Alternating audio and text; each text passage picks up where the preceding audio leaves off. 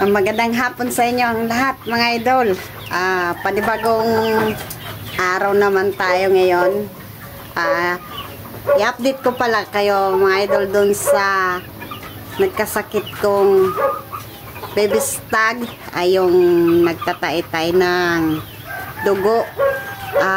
Kaya ng umaga mga idol, kumain na siya. At ganoon pa rin with feeding.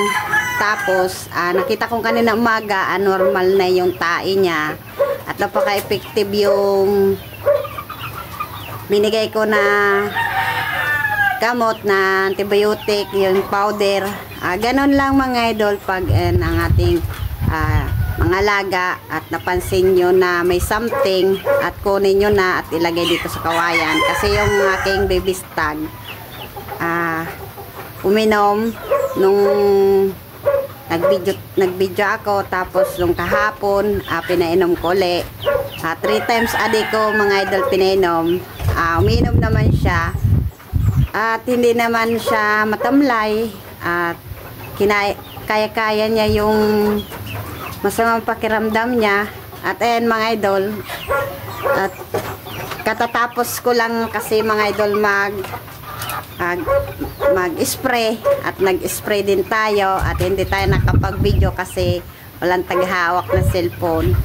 At ayan, ay update ko kayo doon sa aking pasyente dito sa kulungan. At tignan nyo mga idol yung ipot niya at normal na. Ayan na mga idol, oh. At hindi na pula, ayan, oh. At normal na. At kahapon ganun pa rin, pero ngayon normal na yung ipot niya. At andito mga idol, oh. Ayan, oh. Ayan. At hindi na siya may ipot ng pula. At tuloy-tuloy lang natin to sa paggagamot.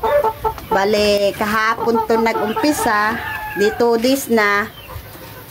2 days, 3, 4, 5, 6, 7 days, mayroon pa tayong gamutan sa kanya. At ayan mga idol, at in-update ko lang kayo sa aking pasyente kasi ayun nga, okay na siya. Basta tuloy-tuloy lang. Pag meron kayong napansin ganyan mga idol, pwede din na gamitin natin ng Tepox 48. Kasi sa akin, marami naman akong available na gamot kung ano yung pwedeng ibigay sa ating mga laga pag sa may kaso kayo na ganyan na sa pagtay-tay ng kulay pula. At mas maganda mga idol, kunin nyo na talaga. Tapos kung makita nyo talaga na matamlay, pwede tayo magpunaw sa tubig na gamot at patapangin lang natin, tapos i-direct na lang sa bibig ng ating alaga. Pag hindi, kasi sa akin mga idol, ngayon na kaso, bali pangalawang kaso ko na yan mga idol, doon din kay Gal at ito din. At hindi talaga basta-basta talaga mga idol ang ating alaga pag porket sabi na natin na vaccine at tatamaan pa sila ng sakit. At ito ay papunta pa lang sila kasi mga idol sa pag-i-stag. At hindi pa natin masabi na ito talaga ay hindi tatamaan, hindi kagaya nung pang bull stag natin na yun talaga ay may panlaban na talaga sila sa sakit. At kumbaga sa swi-swi na lang natin gamutin. At ito ay nasa stage pa lang sila sa 4 months saka sa 5 months. Pag nag 5 months na sila, medyo okay na yan. Pero pag ganitong nasa 3 months o 4 months, hindi natin maiwasan. Basta ang importante, mag-spray lang tayo lagi. Ngayon ay Martes, sa next Tuesday naman, saka naman tayo mag-spray para yung bakterya ay maiwasan natin dito sa ating range area ng ating mga kulungan ng ating alaga. At balik kanina mga idol, akala ko talaga ulan at hindi naman, at makulimlim. At lumabas naman si kaunti lang na si Haring Araw. At ayan mga idol, hanggang bukas gagamutin uli natin. Tapos yun i-update natin. Tuloy-tuloy lang sa paggagamot. At bali ano na ngayon mga idol, 2 PM na. At mamaya-maya mag-asikaso ulit tayo sa ating manukan. Basta enjoy lang tayo sa ating mga ginagawa sa araw-araw. At para maging successful yung ating mga alaga sa pagdating ng pag-istag, para hindi magkasakit yung ating mga alaga, kasi sayang naman kasi mga idol kung ating pabayaan. Inumpisahan natin na alagaan sila, dapat hanggang sa pag-edad nila at ganun pa rin. At ayan mga idol, thank you pala dyan sa nag-comment dyan na may idea. Yun lang talaga mga idol. Ano yon, 7 days na gamutan yon, powder. Napakaganda yon kasi talagang mapuksa doon yung sakit ng ating alaga, ay yung cause out. At kung wala naman kayo dyan mga idol, meron naman dyan Ambroxetil Max, Tepox 48, at alam ko meron din dyan na powder na Super QR. At nag-involve na kasi ngayon mga idol, ano na yung gamot, at gawa yan na excellent. Yung iba, yung ibang gamot, hindi ko mano kung sinong nagawa, basta napaka-effective yan na gamot natin sa alaga natin. At ito si Hiblos, ayan o, napaka-gwapo yan o. Di ba? Ang ganda ng tindig, talagang matangkad na bibistag, ayan. At yun mga idol, at pag yun ay nagpisa sigal, tatry natin na tayo ang magbabaksin. At alam ko naman yung proseso kasi meron naman tayong guide na kung paano yung pagbabaksin. Tatry natin B1B1, umpisa tayo ng B1B1 para merong proteksyon yung ating mga sisiw, kasi napakaganda yung na pig-breed namin.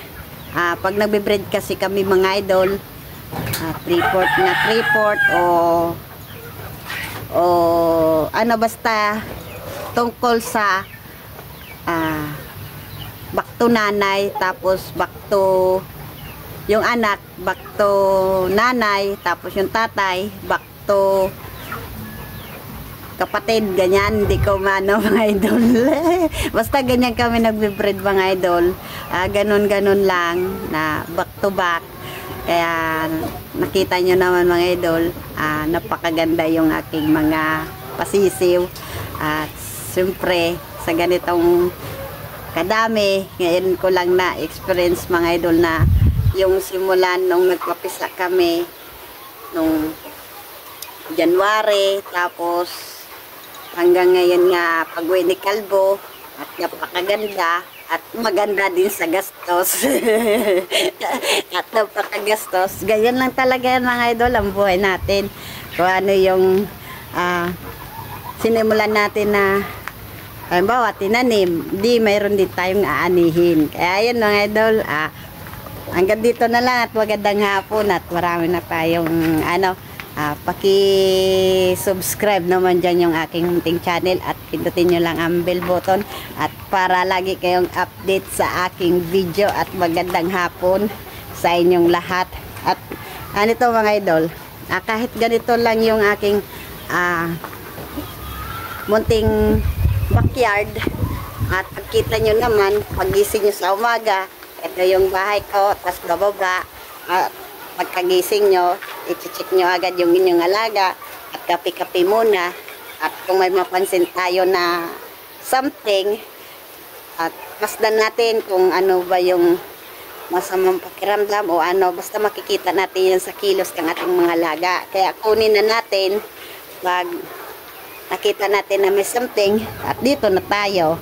Kasi pagkagising ko mga umaga mga idol at pagkape, ikot-ikot muna ako dito sa area at bago doon sa likod. At yun ay maganda naman sa paggising mo sa umaga kasi pag nakita mo ang iyong alaga walang sakit at healthy at kape-kape muna, tapos pagkatapos ng kape kukuha na tayo ng pang-maintenance ng ating alaga, tapos bigay-bigay lang, tapos may vitamins na kasama at ganun lang mga idol yung aking ginagawa. Kaya sana wag kayo magsasawa sa aking munting channel kung ganito lang yung aking pamamaraan at hindi naman tayo expert. At dito lahat dito mga idol ay puno pa yung area dito ng aking mga alaga. At nandito din yung 5, bali 4 yung inahin at isang bibistag. At dito magkapatid din yung aking siyam at malambawas. At nandun yung iba at nandito naman yung 4. Kaya ganun lang yung ginagawa ko mga idol. At sa kawayan ko, ang nakakulong pa doon, 1, 2, 3, 4, 5, 6 pa.